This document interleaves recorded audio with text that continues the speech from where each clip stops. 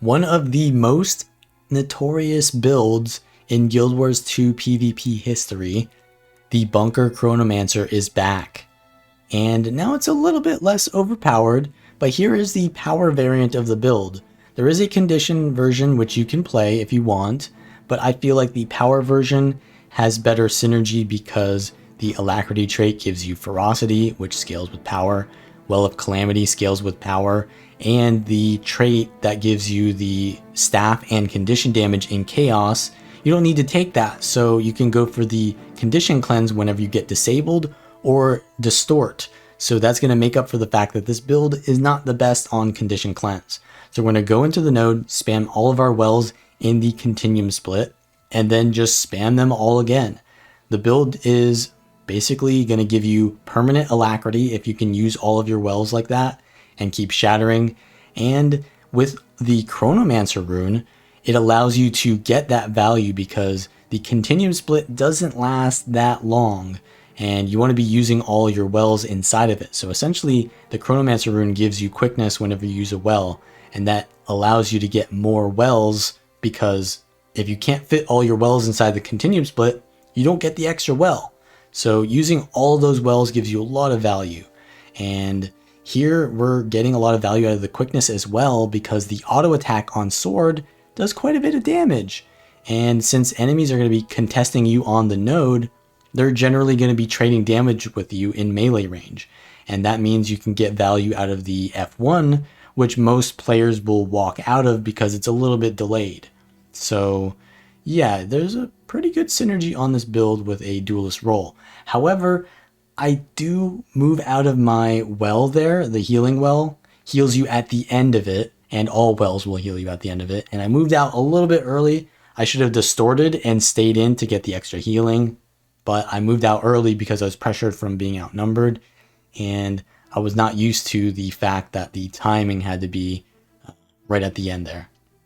So yeah, that's kind of like the weakness of this build is if you're playing around mobile characters and they're chasing you all around, you're not going to get that much value out of your wells. So you need to try to fight around terrain or nodes.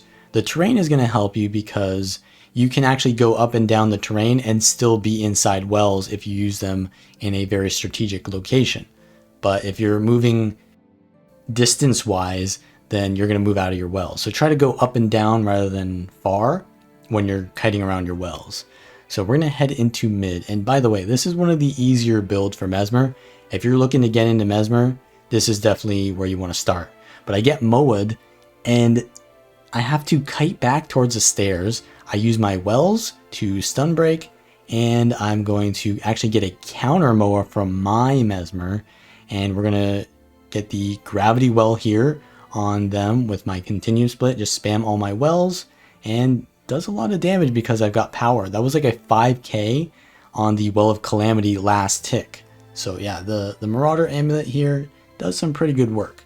Now I've got a 3 clone distort if I want, because I have the dueling trait line on this version of the build, and with the Grandmaster trait where you get a clone on dodge, that's going to give you a lot of value because you don't have to wait for your phantasms to use your shatters. You can use it when you need, just dodge. And you can get into the rhythm of like, you go for an immobilize or a CC on an enemy, and then you dodge on top of them so that you create a clone right on top of them, and then you do that extra shatter right on top of them. And you can get a lot of value out of that. And just in general, the Chronomancer shatters are so powerful that you don't want to be starving yourself of clones. So really the extra clones there is just really good. It's always going to give you value because you've got so much alacrity. It's going to give you more alacrity and therefore more shatters. So we're going to be kiting here. We've got one of them is down, but we don't have the ability to cleave because they go in stealth. I have to use my sword 2 to evade around to get out of the dangerous positioning. I use my well on top of me just in case they're going to keep pressuring, but they go on my necro instead. And I use my well to try to slow them down with the cripple and weakness. But because I use my well at range, I didn't get the alacrity. And because I don't have alacrity, my cooldowns are not going to be up anytime soon, and I'm getting pressured by the willbender. So I go to terrain again, and I just wait for my alacrity. I use some shatters here. I use the well on top of myself, and that's going to get me my cooldowns back soon. The willbender goes for me again, and I try to bait them a little bit because I know that my cooldowns are up now, but I'm going to be extremely careful. Just use my well here and stand in it and get some extra healing. So now that I've got the, a little bit more than 50% health, I'm going to go back into this fight with my teammate, go for the continuum split burst with my well of gravity there, and we're able to probably get the kill here on, I think that's their Chronomancer. I'm going to auto attack this probably with my sword autos, and if I can, do a well there to get quickness. But I have to be careful because my teammate actually died and they rallied. Their Chronomancer is a little bit low, but their team is now here. I get CC'd and we're going to go down here. So unfortunately, we're going to lose this team fight, but that kind of shows like how the build will succeed when you can get value out of your abilities and your alacrity.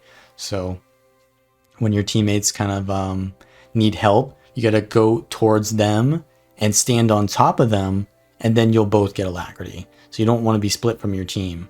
So yeah, this is kind of a bad time for me to die, by the way, because the bell literally just came up and now I'm split from my team. So they're in a really bad spot. Our thief is forced to go out of combat. It's a good thing they didn't die there. And I have to help my core necro. Godspeed, they're surviving until I can get there. And I'm able to get there in time. So now I'm going to use my wells on the node. I see they have a Chronomancer there, but I get feared and I'm getting spammed with condies and I can't see them because they're in stealth. And yeah, this is going to end up being a bad situation now. So I back off. I've got no cooldowns. They have one down, but I see that my ally is going to die before then and I can't react soon enough. So I just back off and I'm able to use terrain here just to survive a little bit. But yeah, we're in a pretty bad spot here because the bell has gone to them and we've lost pretty much most of the fights of this game. But we do have caps, and that's all you really need to win. So we could potentially come back here. Now there's a necro chasing me, so I'm going to try to port out of range of them. The willbender is also on me, so I'm going to use my evades and my blocks if necessary. And my teammate here is actually trying to get kills with me, so I immobilize the core necro for them, and I use the gravity well to land my shatters as well. And we get the down on their core necro.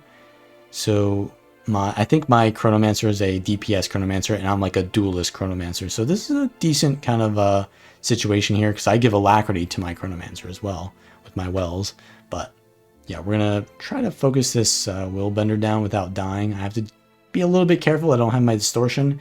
I actually use the continuum rift there to get a little bit of basically I wanted to counter pressure them, but I didn't get that much value out of it. So it wasn't really the best continuum rift there, to be honest. But we're gonna head into mid. I see that their thief is kind of low, so I'm gonna pressure them, and I'm going to try to CC them with my gravity well maybe. I see them come out of stealth again. I daze them, and they're not able to stealth because their stealth ability requires them to cast, and they're dazed. So now I'm looking for the kill on their Chronomancer. My ally is a little bit low, so I go for the stomp just in case my ally go down. But yeah, we're in a pretty good spot now actually because we've got a 2 cap and the map, right? The map is ours and we've got kills. So this is a good spot for us. We're making a comeback. So the bell is up and my ally is actually capping that for free. So I don't need to go and help them with the bell. So I see that my ally who's down, I'm just going to go and help them instead. Use my well of precognition here so I don't get knocked back. And I see that their team is now respawning. So we're going to go there and try to contest the node. I really don't like to fight this Condi Thief build because it's so annoying and it's just really risky for me to fight it and not really risky for them at all to be playing it. So I ideally want to be helping my ally over there. So I give the gravity well over there and it does a decent amount of pressure. I actually double gravity well their Chronomancer, and with that down we're going to be able to cleave this with the sword auto attacks, And now we can probably head into, yeah, we're going to stay at mid actually because their team is respawning into here. And I'm going to use my distortion because their willbender is going to just be spamming out tons of AoE there. I don't want to get hit. My ally goes down. I can't really chase that. Remember, I am a duelist build, so I don't want to be chasing these highly mobile classes in these fights. I want to be capping nodes and manipulating enemies to fight on my terms because I am the one who controls the objective. So we're going to go back into mid, but I'm going to be outnumbered.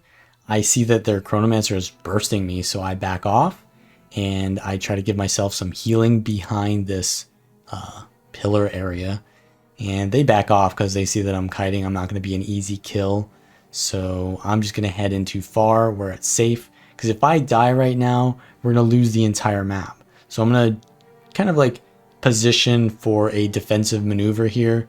If I get outnumbered, then I'll probably give up the node. But I do want to prevent them from taking the node for free.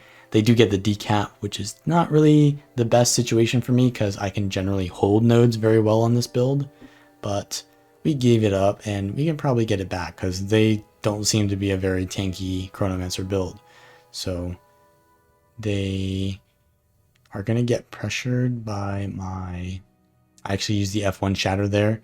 And my staff autos, they're not the worst thing to actually use with the power build. The staff can do a decent amount of power damage. So in like these 1v1s against these mobile classes, you'd probably want to just camp your staff. And I'm outnumbered, so I want to be just surviving because I know that my team has the advantage on the map as long as I'm outnumbered. And we've already got kind of like a 2 cap anyways, so we're in a good spot. So I actually play aggressively to force their team to overinvest in me, but it doesn't work out because I actually get taken out very quickly, I think by a death strike. But our team is capping the rest of the map because they got essentially control of the map while I was outnumbered. And it looks like that's gonna be pretty much the match as our Necromancer is capping the bell. So that's pretty much how you want to be playing the Bunker Chronomancer. If you want to see the entire build, check out the link in the description, and I will see you all next time.